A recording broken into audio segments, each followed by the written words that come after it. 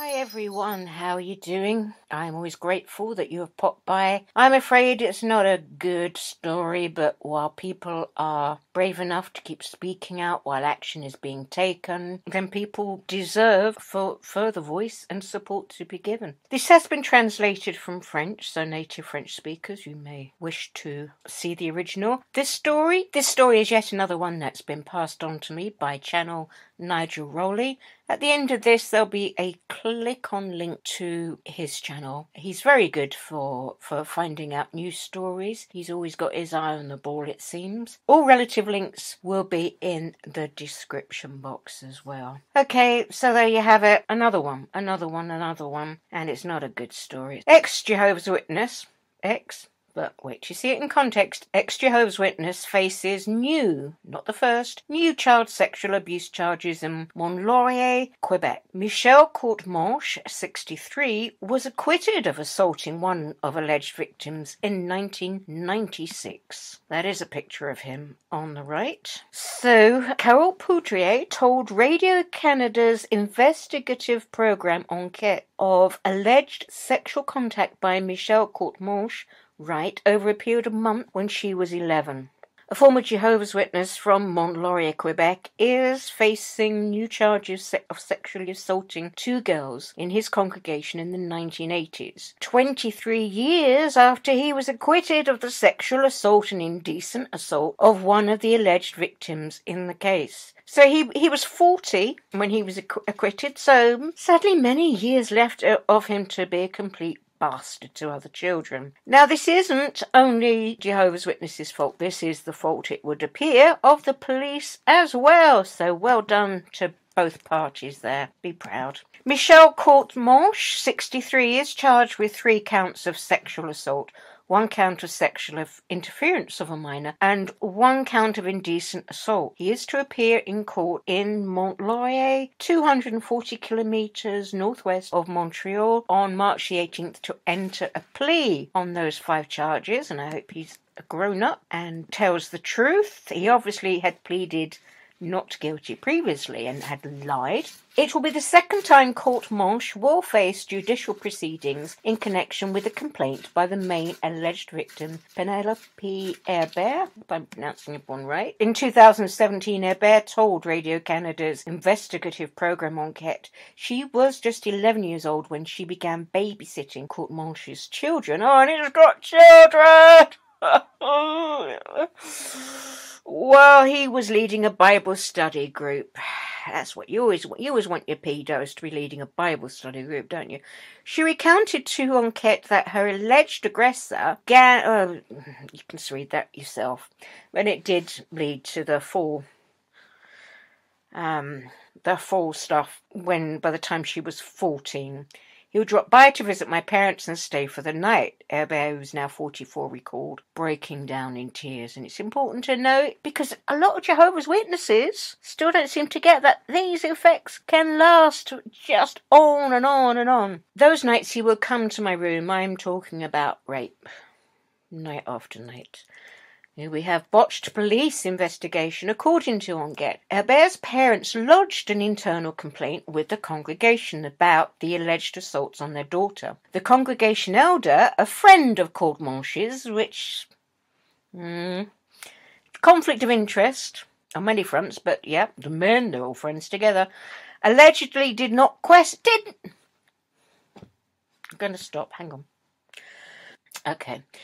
The congregation elder, a friend of Courtemanche's, allegedly did not question Herbert to learn the details of her complaint. Well, why would you bother? Why the hell would you bother in something as trivial as that? Arsehole.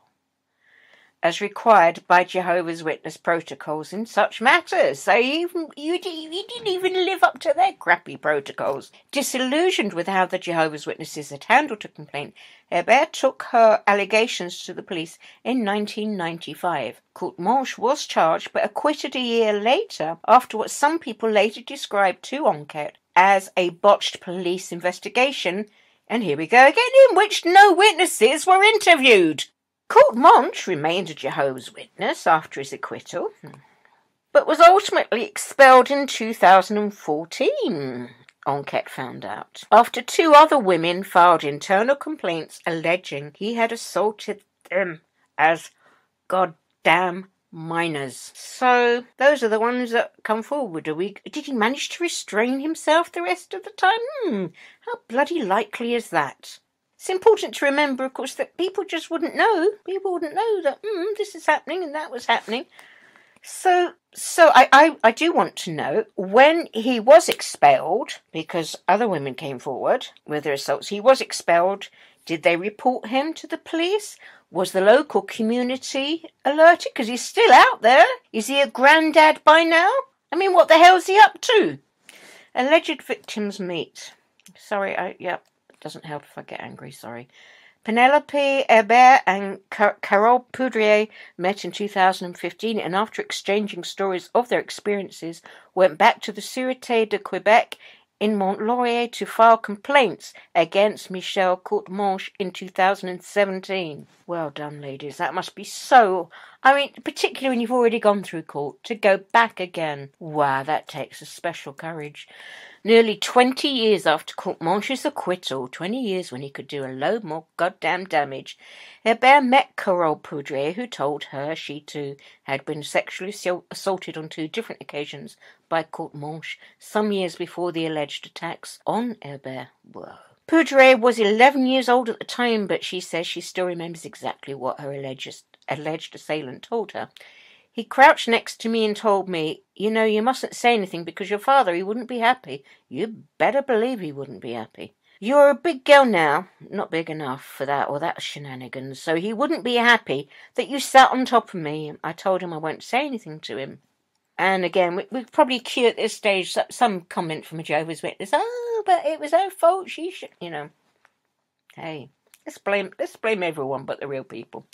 Poudrier says she too went to the authorities at her Jehovah's Witnesses congregation in Terrebonne, just north of Montreal, in 1983. It appears that the information was never passed on to leaders of the Mont-Laurier congregation to which Courtemanche and Hebert, then a child, belonged. Why should anyone bother? Why should anyone bother? After Poudrier, I mean, if you've smoked a cigarette, they'll sure as hell tell the next. Oh, yep, they've smoked a cigarette. They were reprimanded. Oh, you sure? You bet that will be on the files that get sent over. Poor that will be. But of course, we all know how serious and important that is. After Poudrier and Hebert exchanged a story of their experiences, the grown women went back to the Sûreté de Québec in Mont-Laurier to file complaints in 2017. Other incidents lead to new charges. Courtemanche cannot by law be charged a second time for alleged crimes that he'd been acquitted of in 1996. However, when Hebert went back to police and began to go over the chronology of the assault she says she endured, she remembered 2 incidents she'd forgotten to tell police about when she first laid a complaint 24 years ago. That is completely legitimate. We can erase so many things, so many memories and stuff, and they come back. Ooh. And, I've had these sorts of things. Deathly flashbacks, like, you know. Oh, my God. Oh, it was horrible. You get them back as if they replay at you, as if they're happening. You had no idea these things are there. My goodness. So, all that is legit. So I don't want anyone, notably JWs, moaning about that. I know where you're going to go. I know you guys already. Okay, those are 2 things that we might be able to go with, she says the investigator told her. Well, I hope you blooming well do.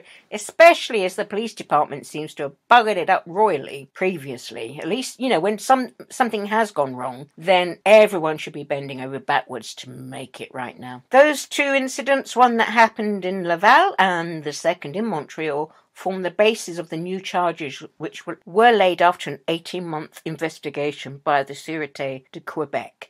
Good. Right, and that was translated by Lorraine Pindera from a report by Enquête Pasquale Tobide, sorry. Thank you, ladies. Thank you. Apologies, as always, for me losing my rag again. You know, links below. Thanks for your time. Please let the stories just one day, just let them have all have been, and there's no new ones. Please, one day there's no new kids. Please, no new survivors to be reported. No new kids suffering, please. One day.